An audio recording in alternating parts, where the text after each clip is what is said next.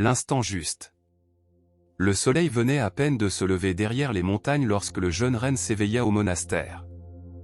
L'air était frais, chargé de rosée, et le doux bruissement des bambous bercés par le vent rythmait l'aube naissante. Depuis plusieurs semaines, Ren s'entraînait auprès du maître Deki, un vieil homme au regard serein qui ne semblait pas pressé d'enseigner quoi que ce soit. Chaque journée commençait de la même manière, balayer les feuilles du jardin, servir le thé, observer les poissons du bassin. Rien de plus. Un matin, alors qu'il disposait soigneusement les tasses, Ren rompit le silence. « Maître, quand vais-je enfin apprendre le véritable zen ?» Deki leva les yeux et, sans répondre, fixa un bambou qui venait tout juste de laisser tomber une feuille, à cet instant précis. Ren, perplexe, se tut. Le maître se contenta de sourire, comme si ce moment en disait long. Ren ne pouvait s'empêcher de repenser à ce moment. La feuille tombant du bambou, le geste du maître, le silence qui enveloppait tout. Cela semblait si simple, et en même temps chargé de quelque chose qu'il ne parvenait pas à comprendre. Les jours suivants, il observa avec plus d'attention, la vapeur qui s'élevait du thé, le vent jouant avec les arbres, le reflet du ciel dans l'eau immobile. Un après-midi, tandis qu'il ramassait des pierres sur le sentier, il posa de nouveau la question. « Maître, pourquoi ne réponds-tu jamais à mes questions ?» Deki, qui méditait près d'un vieux pin, ouvrit lentement les yeux. « Parce que les questions sont des graines, dit-il.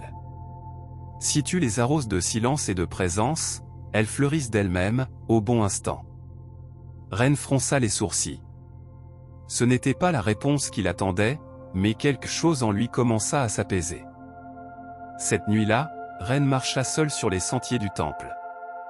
Le vent était doux et le ciel constellé d'étoiles.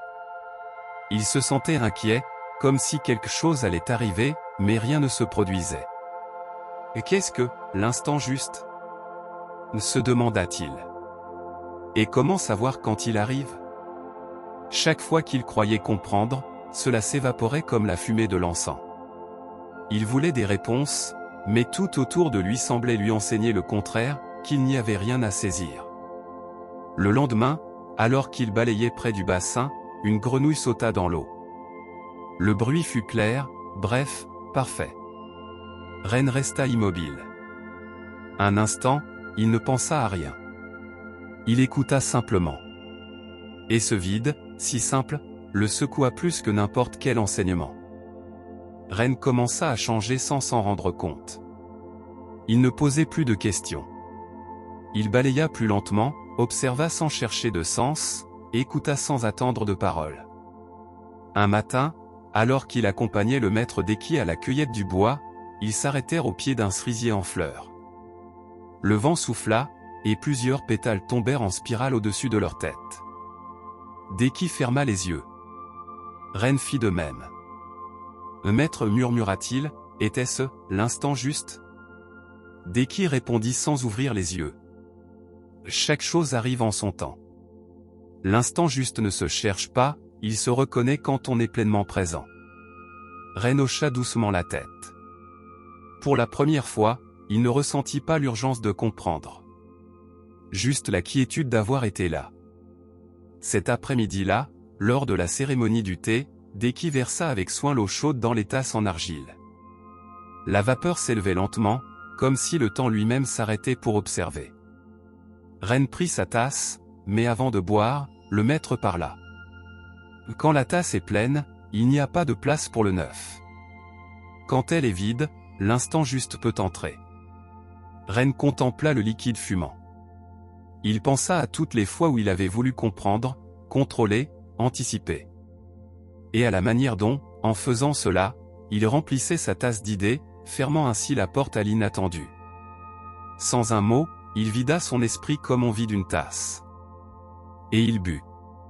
Le thé avait le même goût qu'à l'habitude. Mais quelque chose, au plus profond, semblait différent. Un jour, alors qu'il marchait dans la forêt, Deki s'arrêta soudainement. Il montra un arbre tordu qui poussait au bord de la falaise. Ses racines eussent s'accroché aux pierres avec une détermination silencieuse. Cet arbre n'a pas attendu le moment parfait pour grandir, dit-il. Il l'a simplement fait, ici, maintenant, là où il a pu. Ren regarda l'arbre, si solitaire, si fort dans sa vulnérabilité. Alors, il ne faut pas attendre l'instant juste, demanda-t-il. Deki sourit. Il ne faut pas l'attendre. Il faut être disponible quand il arrive. Et parfois, l'instant juste, c'est toi. Ren ne répondit pas. Il respira simplement profondément, comme si son âme trouvait enfin l'espace pour fleurir. Cette nuit-là, tandis que le ciel s'emplissait d'étoiles et que le temple dormait en silence, Ren s'approcha du bassin. Il s'assit au bord de l'eau et contempla sa surface immobile, qui reflétait la lune sans la déformer. Il se remémora les paroles du maître, « Il faut être disponible. » L'eau ne décide pas de refléter. Elle le fait simplement.